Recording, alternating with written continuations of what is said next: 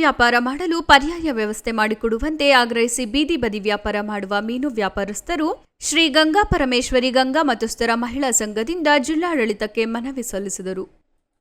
ಇದೇ ವೇಳೆ ಮೀನು ವ್ಯಾಪಾರಸ್ಥರಾದ ಪದ್ಮಾ ಶಿವನಂಜು ಮಾಧ್ಯಮದೊಂದಿಗೆ ಮಾತನಾಡಿ, ಹಾಸನ ನಗರ ಮತ್ತು ಸುತ್ತಮುತ್ತಲಿನ ಹಳ್ಳಿಗಳಲ್ಲಿ ಗಂಗಾ ಮತಕ್ಕೆ ಸೇರಿದ ನೂರಾರು ಕುಟುಂಬಗಳು ಕೆರೆಬೇಟೆ ಆಡಿ ಮೀನು ವ್ಯಾಪಾರ ಮಾಡಿಕೊಂಡು ಜೀವನ ನಿರ್ವಹಣೆ ಮಾಡುತ್ತಿದ್ದೇವೆ. ಕೆರೆಬೇಟೆ ಮಾಡಿದ ಮೀನುಗಳನ್ನು ಹಾಸನ ನಗರಕ್ಕೆ ತಂದು ಬೀದಿಬದಿಯಲ್ಲಿ ಮಾರಾಟ ಮಾಡಿ ಜೀವನ ಸಾಗಿಸುತ್ತಿರುತ್ತೇವೆ ಎಂದರು.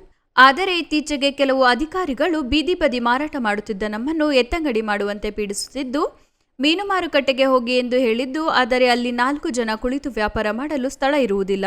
ನಮಗೆ ಬೇರೆ ಕಡೆಯಾದರೂ ಅವಕಾಶ ಕೊಡಬೇಕೆಂದರು. ನಮಗೆ ವ್ಯಾಪಾರ ಮಾಡಲು ಸ್ಥಳವಿಲ್ಲದೆ ಹಾಗೂ ಮೀನು ಮಾರಾಟ ಮಾಡಿ ಜೀವನ ನಡೆಸಲು ಸಾಧ್ಯವಿಲ್ಲದೆ ನಮ್ಮ ಕುಟುಂಬಗಳು ತುಂಬಾ ಆರ್ಥಿಕ ಸಂಕಷ್ಟಕ್ಕೆ ಸಿಲುಕಿರುತ್ತೇವೆ.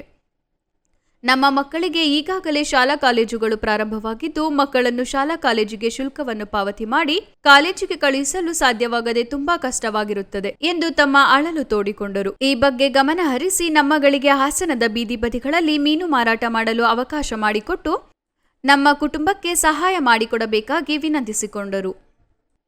ಪ್ರತಿಭಟನೆಯಲ್ಲಿ ಸಂಘದ ಜಯಮ್ಮ, ಗಣೇಶ್, ಪ್ರವೀಣ್, ಶಿವಾನಂದ್, ರೂಪಾ, ಸುಭದ್ರ ಸೇರಿದಂತೆ ಇನ್ನಿತರರು ಉಪಸ್ಥಿತರಿದ್ದರು.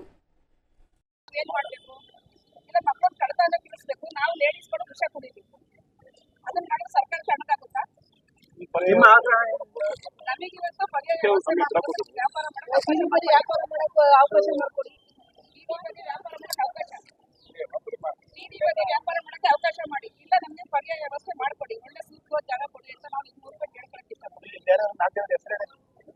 ಜಯಮ್ಮ, ನಾಗರಾಜು, ರಮೇಶ್, ಚಂದ್ರಕಲಾ, ರತ್ನ, ಮಂಜುಳ, ಪದ್ಮಾ ಶಿವನಂಜು, ಚಂದ್ರಣ್ಣ,